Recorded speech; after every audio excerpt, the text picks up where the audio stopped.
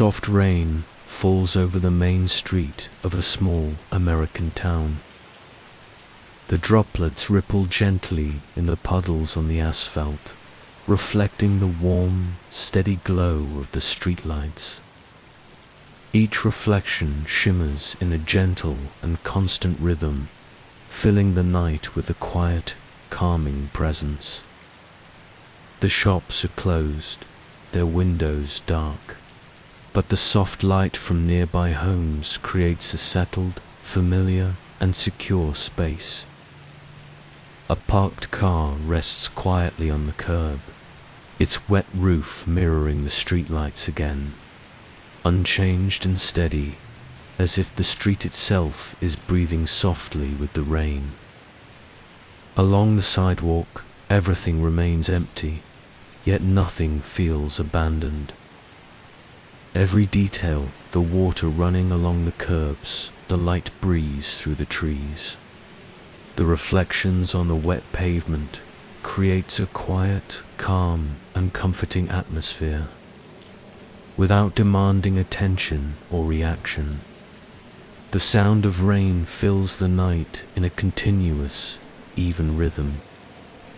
Each tap on rooftops and sidewalks reinforces the soft pace of the town, soft and constant. The streetlights glow, reflected in puddles and on parked cars, repeats gently, forming a security loop that allows the mind to relax effortlessly. Shadows stay unchanged. The outlines of houses and shops frame the scene in stability. Everything remains ordinary, familiar, and comfortable. Nothing requires following or anticipation. Only the steady rhythm of the rain and the glow of the lights allow the listener to feel quietly present and safely wrapped in this tranquil night. If this quiet night feels like a place you can return to, you are welcome to subscribe. This channel exists to offer these steady moments whenever you need them. Staying is simply a way to keep the door open. The main street stretches under a sky holding rain. Streetlights cast their glow downward, catching droplets as they fall, each one becoming visible for just a moment before disappearing into the pavement below. The asphalt shines dark and wet, reflecting every source of light in long, wavering lines that stretch toward the edges of the road. Storefronts stand closed, their windows dark, displaying merchandise that will wait until morning to be seen again. A few cars rest along the curb, their metal surfaces beaded with water, their interiors empty and still. The town has settled into its evening rhythm, the kind that arrives when tasks are finished and doors are locked and people have gone inside to spaces of their own. Rain touches everything with the same steady attention, falling on rooftops and sidewalks and parked vehicles without distinction, without preference. The street runs straight through the center of town, lined on both sides with buildings that have stood for decades. Brick facades hold the marks of weather and time, their colors muted under the gray light that comes from clouds rather than stars. There is no one walking.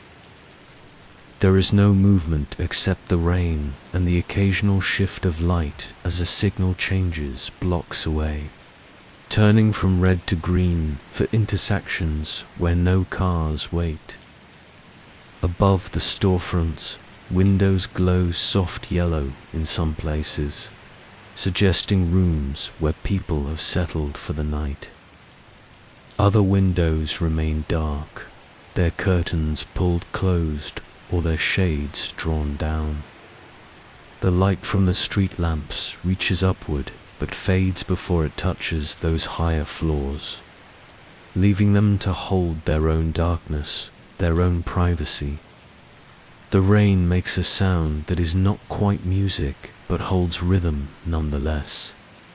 It taps against metal awnings stretched over doorways. It drums softly on the hoods of cars and the lids of trash receptacles placed at intervals along the sidewalk. It slides down glass windows in thin streams that merge and separate and merge again, tracing paths that change with each new accumulation of water. Gutters along the edges of buildings carry water downward in small rushing channels. The liquid gathering speed as it descends and then spreading out again when it reaches the pavement. The sound of this movement blends with the sound of rain striking surfaces, creating a layered texture of noise that fills the space where conversation and footsteps and traffic would usually be. Between the sounds, there are silences that have weight. Moments when the rain seems to pause, though it does not actually stop. And in those moments, the stillness of the town becomes even more apparent. The closed shops hold their silence. The empty street holds its silence. Even the air seems to carry a quality of waiting, though nothing waits for anything in particular. The temperature of the night air rests somewhere between cool and cold, requiring a jacket but not a heavy coat. The moisture in the air makes everything feel slightly damp, slightly soft, as though the edges of the world have been gentled by the rain. There is no wind to speak of, just the straight fall of water and the occasional drift when drops are pushed slightly to one side or the other by Kerr. Ends too subtle to be called gusts. The smell of rain fills everything. It carries the scent of wet pavement, of earth from planters set outside storefronts, of stone that has absorbed water and now releases a mineral temps into the air. There is also the faint smell of coffee, old and cold, drifting from somewhere nearby. Perhaps a cafe that closed hours ago, but whose scent still lingers in doorways and under awnings. A streetlight flickers once, twice, then holds steady again. Its light falls in a perfect circle on the wet pavement below, illuminating a section of sidewalk where water pools in a slight depression, too shallow to be called a puddle, but deep enough to reflect the light back upward, creating a soft glow that seems to come from beneath the ground itself.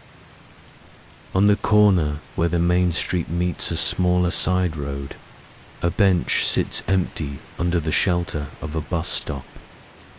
The bench is wet despite the roof above it, drops having been blown onto its surface at some earlier point when the wind was stronger. The advertisements behind the bench, protected by plastic panels, show faded images of products and services, their colors dulled by time and weather. No one waits here. The last bus passed through hours ago.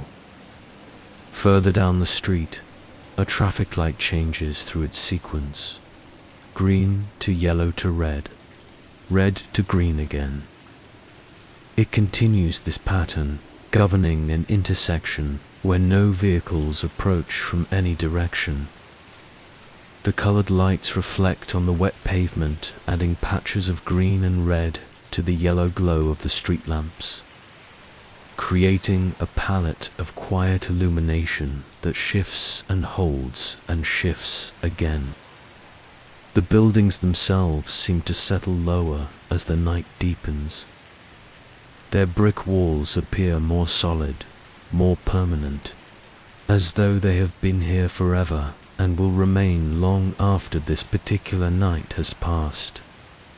Window frames hold paint, that has begun to peel in places, showing layers beneath. Evidence of years and different colors and multiple decisions about how things should look. But these imperfections do not detract. They add character, history, proof of time passing. In one storefront window, a neon sign glows pale blue, advertising a business that closed at 6. The sign was never turned off, and it continues to burn. Its light weak but persistent, adding another color to the spectrum of the street.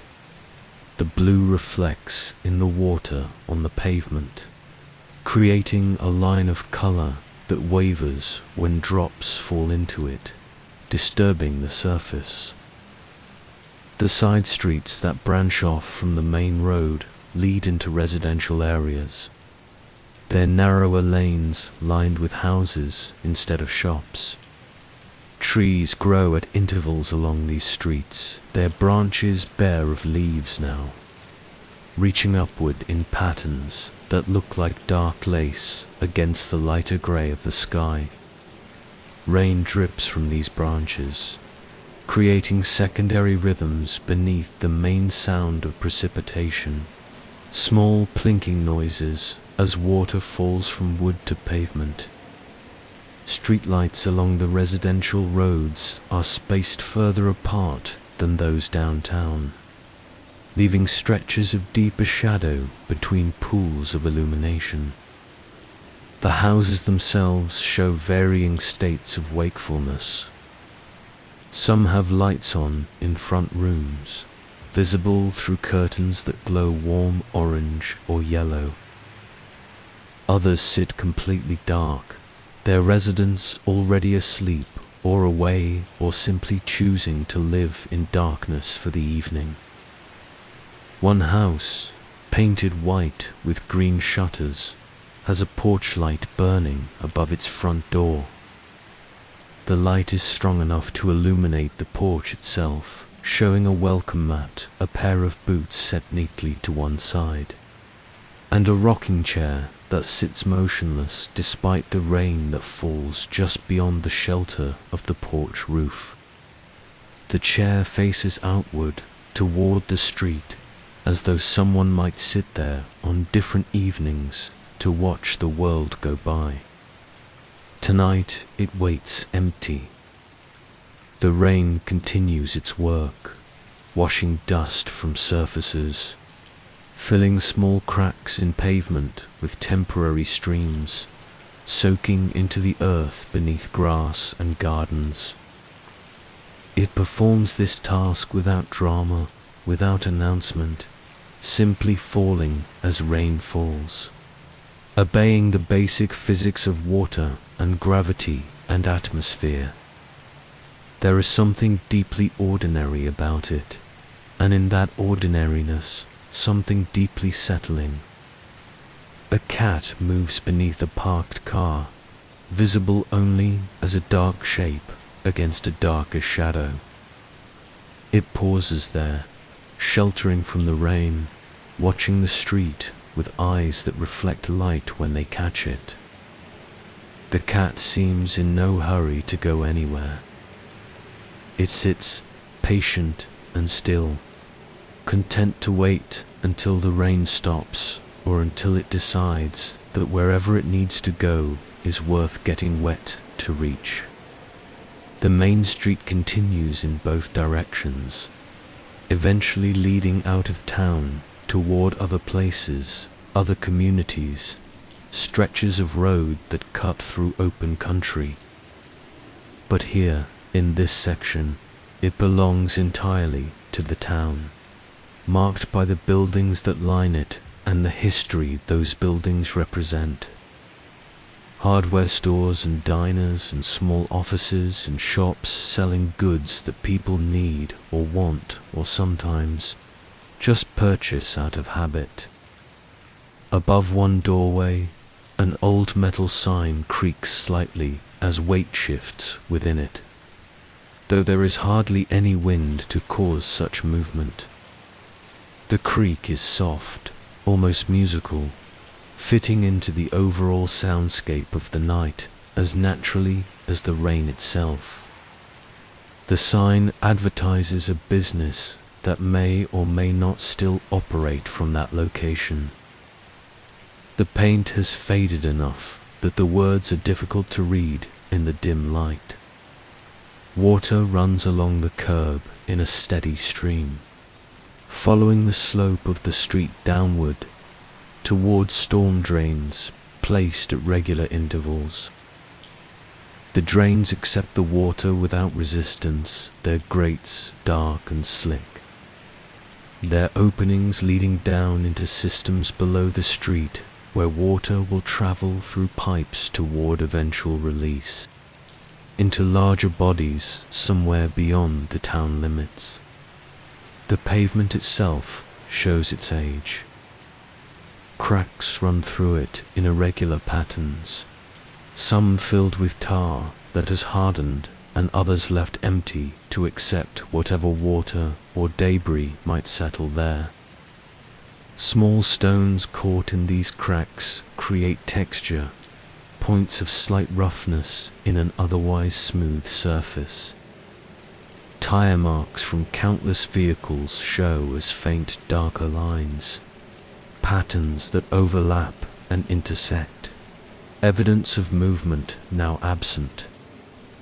Looking down any of the side streets, the view is similar. Empty roads, parked cars, houses sitting quiet, rain falling with the same steady determination it shows everywhere else. Each street has its own character, its own particular arrangement of trees and houses and streetlights, but all of them share the same quality of settledness, of having reached a point in the evening where activity has ceased and rest has begun. The clouds above continue to release their water. They do not break or thin or show any sign of moving on. They simply exist, grey and low and full, maintaining their hold on the sky and their gift to the earth below. The rain they produce is neither heavy nor light, but steady, reliable, the kind that can continue for hours without changing intensity or nature. In the distance, barely audible, a train whistle sounds. The note is long and low, carrying across the wet air with surprising clarity before fading back into the general quiet. The train itself is not visible, likely passing through some other part of town, or perhaps skirting the edges where rail lines run parallel to roads. But its whistle adds another layer to the evening, another reminder that even in stillness there is movement somewhere, even in silence there are sounds. The residential streets curve gently, following the natural contours of the land beneath them. Some slope slightly upward, others down, creating neighborhoods that sit at different elevations, though none of the changes are dramatic. The houses vary in size and style, some small and compact, others larger with multiple stories, but all of them built in the vernacular of American residential architecture, familiar and unpretentious. Gardens sit dormant for the season, their soil dark and wet, holding the roots of plants that will emerge again when warmer months return. Some yards are neatly maintained, grass cut short and edges trimmed. Others show signs of less attention, grass growing longer, leaves that fell from trees still scattered across the ground, not yet cleared away. Neither state seems wrong, both simply are. Fences divide some properties from their neighbors. White picket fences in some places, chain link in others, hedges serving the same purpose where no fence was built. These boundaries mark territory in the gentlest sense, suggesting privacy without demanding isolation, indicating where one space ends and another begins without creating actual barriers to sight or sound.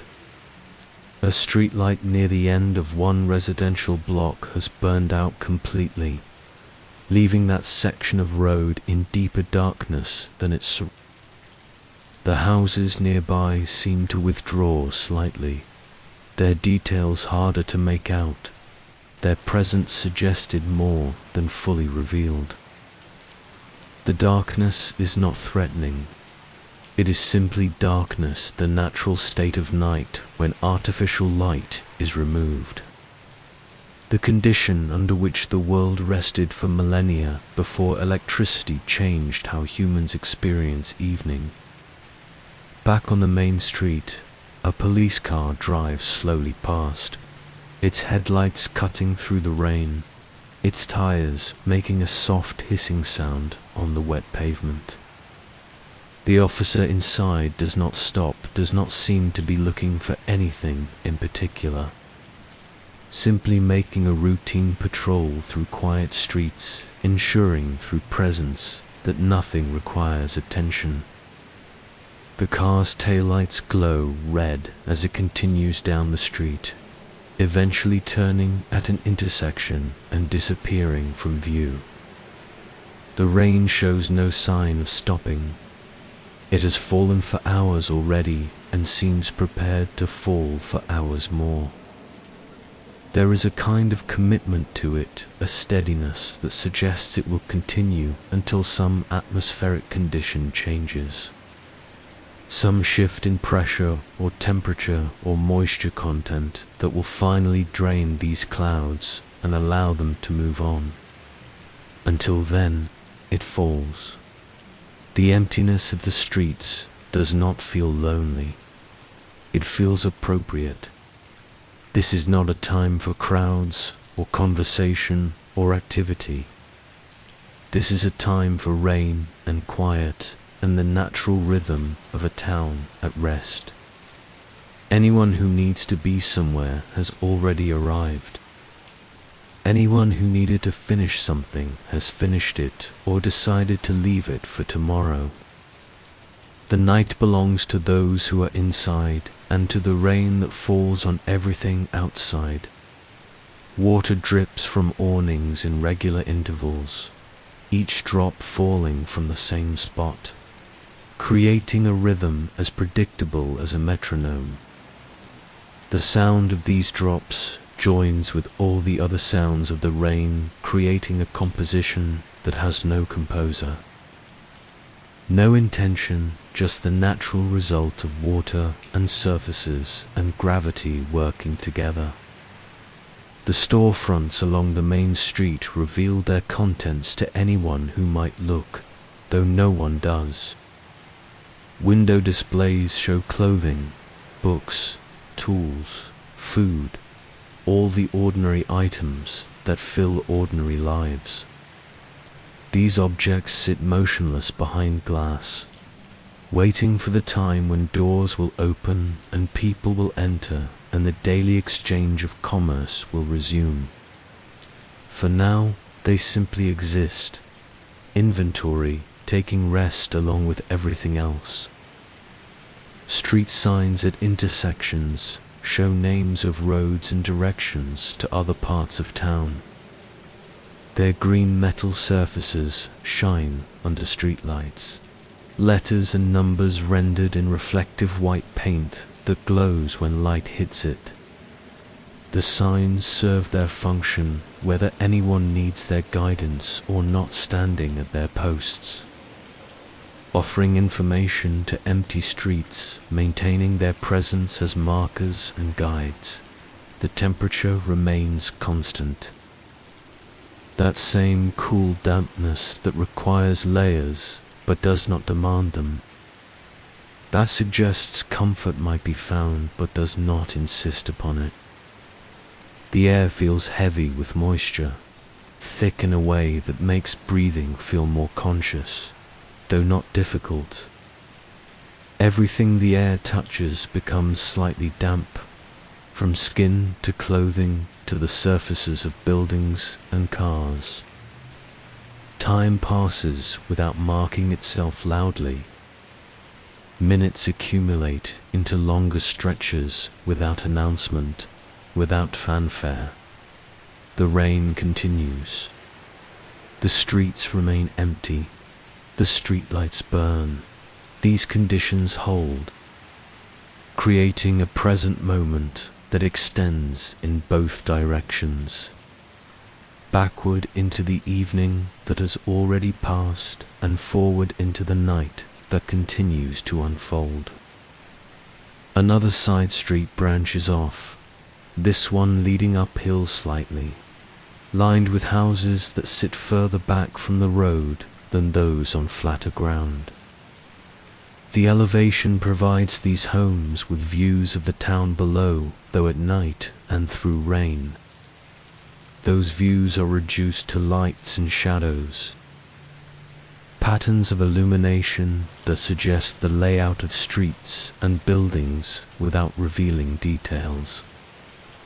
The rain falls on rooftops, on chimneys, on satellite dishes and television antennas, on gutters and downspouts, and the varied surfaces of shingles and tiles. It falls on yard ornaments and mailboxes and bird bath. It falls on cars and trucks and the occasional bicycle leaning against a porch. It falls without judgment, without preference, treating all surfaces with the same gentle persistence. In a window on the second floor of a house painted grey with white trim, a lamp glows warm behind drawn curtains. The light suggests someone reading or working at a desk, or simply sitting in the comfort of their own space, choosing illumination over darkness. The curtains move slightly, perhaps touched by a draft, perhaps shifted by someone inside, and then fall still again. The main street reaches a point where it widens slightly, accommodating a small plaza where benches and planters create a gathering space meant for warmer, drier weather. Tonight, the benches sit empty and wet. The planters hold plants that have gone dormant, their leaves brown and collapsed, waiting for spring to restore them or to be replaced by fresh growth.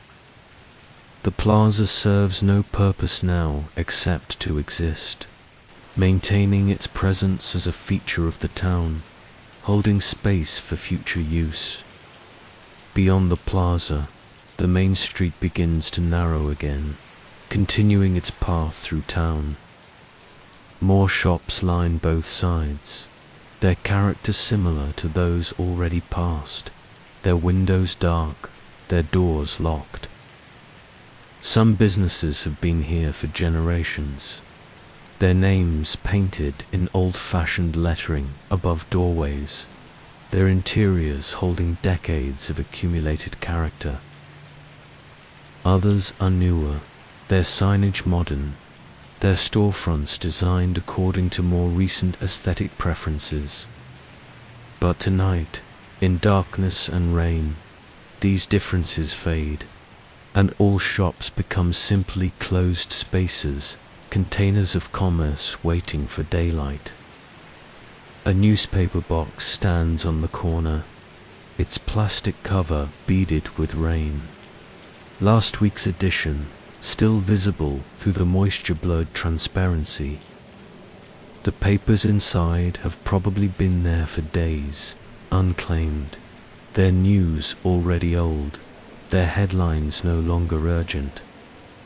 The box itself is a relic of earlier times, a reminder of when information traveled on paper, when physical objects carried stories from place to place. It remains here, serving fewer customers than it once did, but still standing its post. The intersection where the newspaper box stands has stop signs on all four corners, creating a four-way stop that requires drivers to pause and yield to others who arrived first. Tonight there are no drivers to pause, no others to yield to, but the signs stand ready. Their red octagons bright under streetlight, their white lettering clear, performing their function whether needed or not. Water pools at the low point where the four roads meet, creating a shallow collection that reflects light from multiple sources, blending the illumination into a single soft glow that rises from the pavement like something luminous growing up from below. The pool is not deep enough to cause concern, not wide enough to require navigation around it. Just a natural accumulation of water following gravity to its lowest point. The sound of the rain changes slightly as surfaces change. On metal, it is brighter, sharper. On pavement, it is softer, more diffuse. On glass, it slides more than strikes. On wood, it absorbs partially, becoming muted. These variations create a subtle texture in the overall soundscape, preventing the rain from becoming monotonous, giving it character and complexity even while it maintains its steady rhythm. A church stands on a corner 2 blocks from the main intersection, its steeple rising above surrounding buildings, pointing upward toward clouds that obscure any view of what might lie beyond them. The church is old, its stones dark with age, its windows tall and narrow, designed in a style from a century or more ago. A light burns somewhere inside, visible through one of those windows, suggesting someone inside, or simply a light left on as a marker, a beacon, a way of saying this place is here.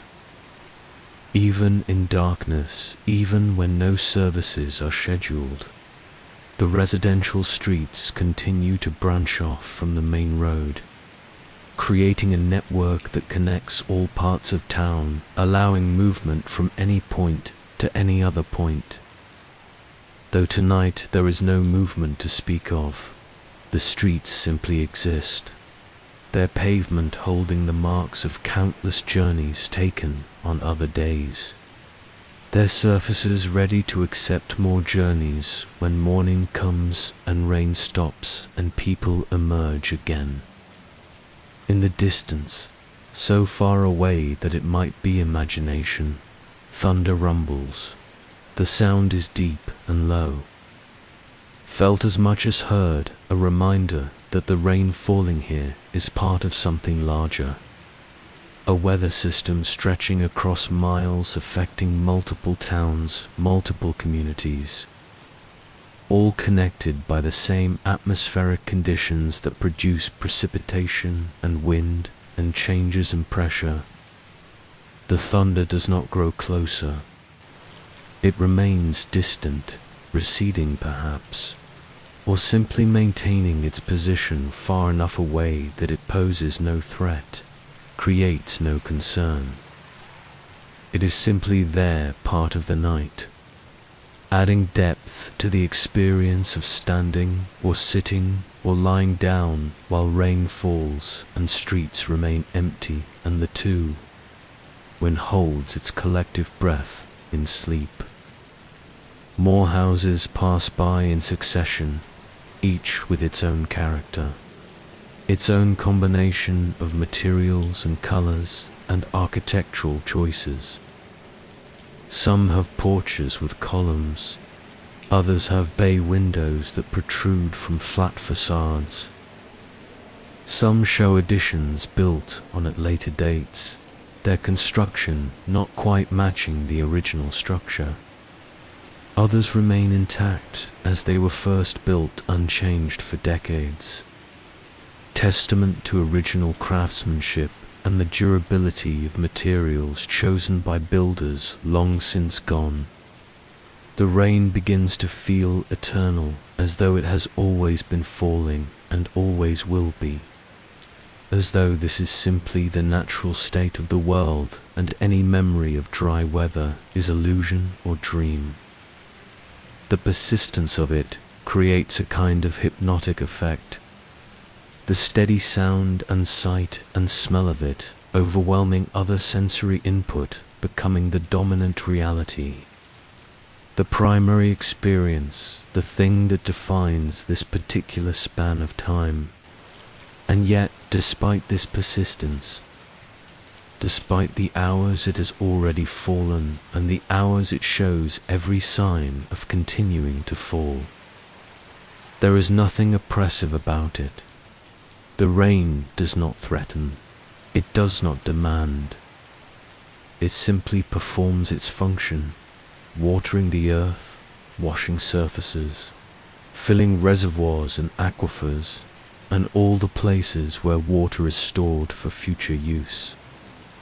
It is generous in its abundance, patient in its delivery.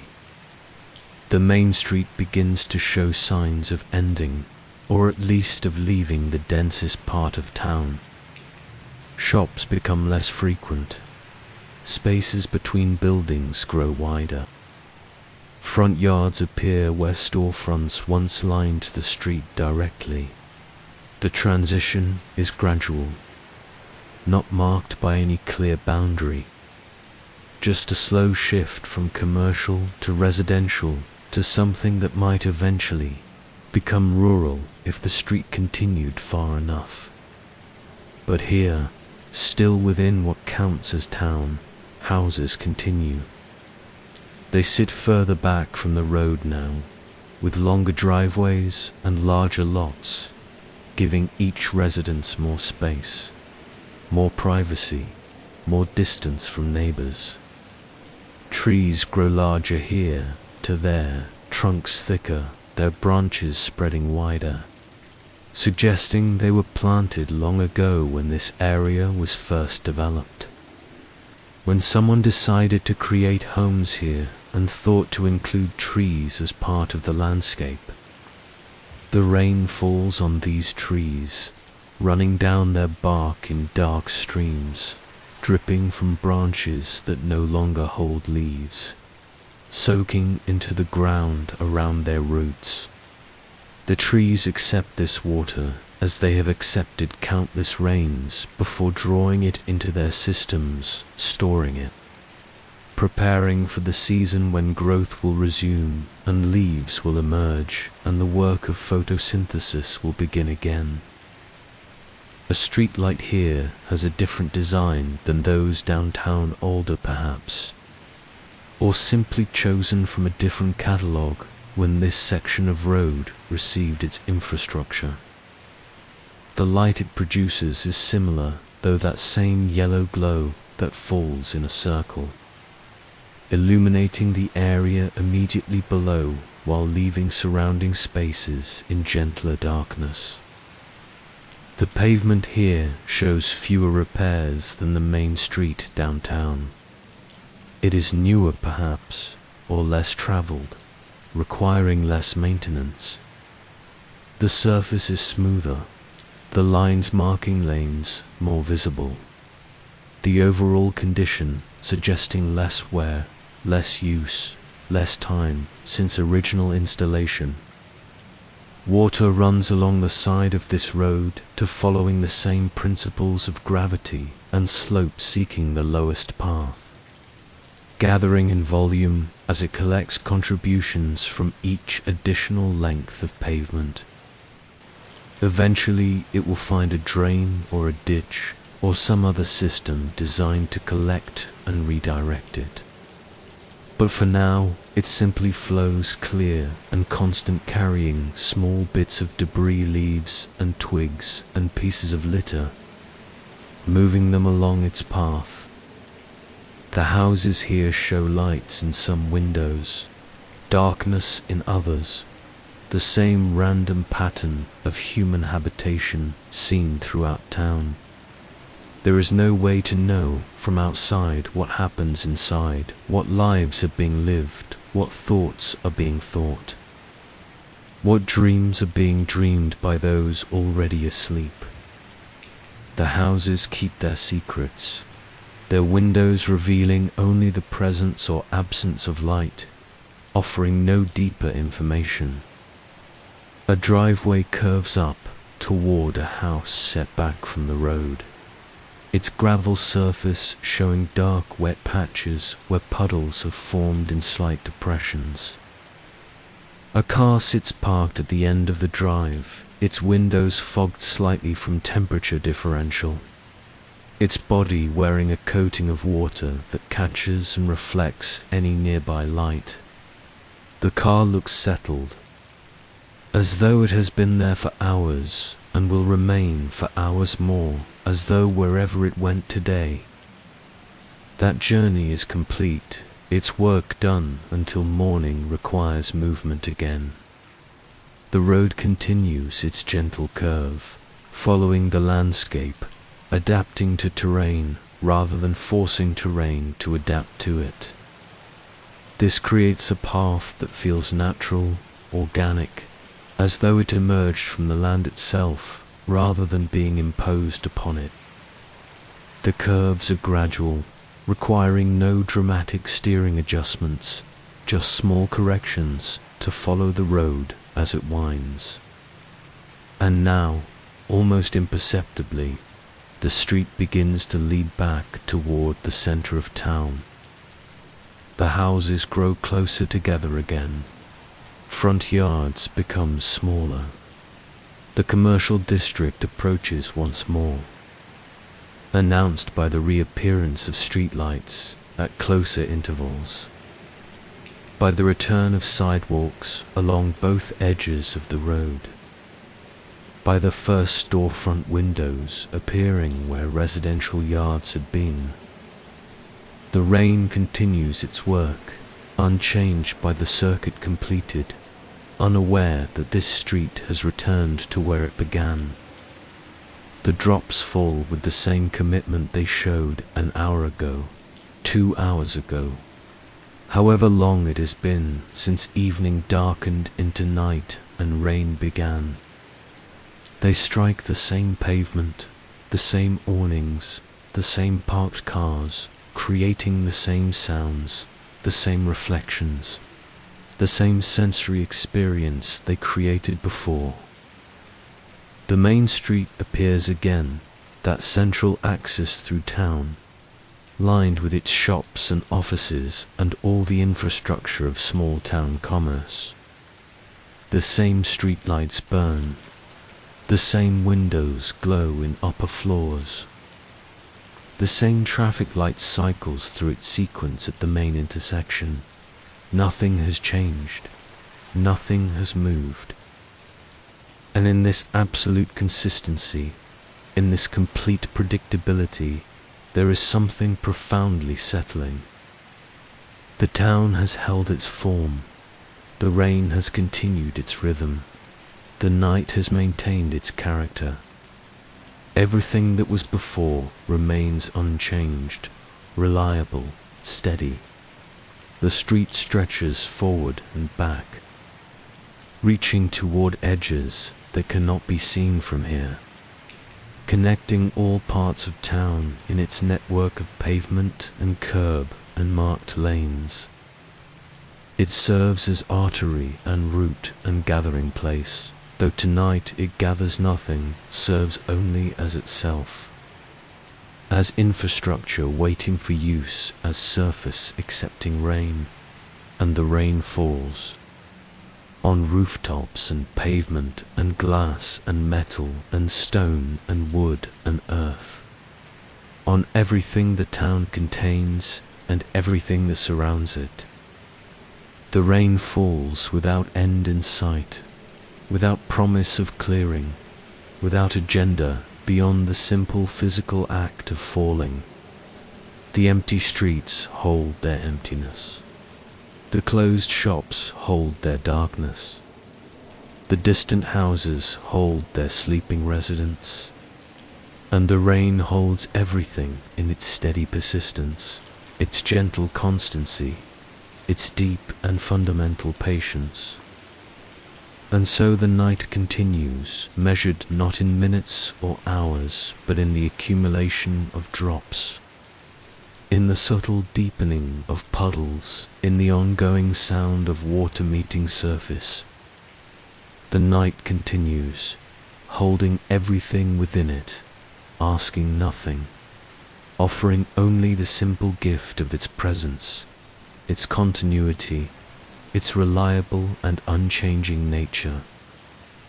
The town rests, the rain falls, and in the space between these two truths, there is room for everything else to rest as well.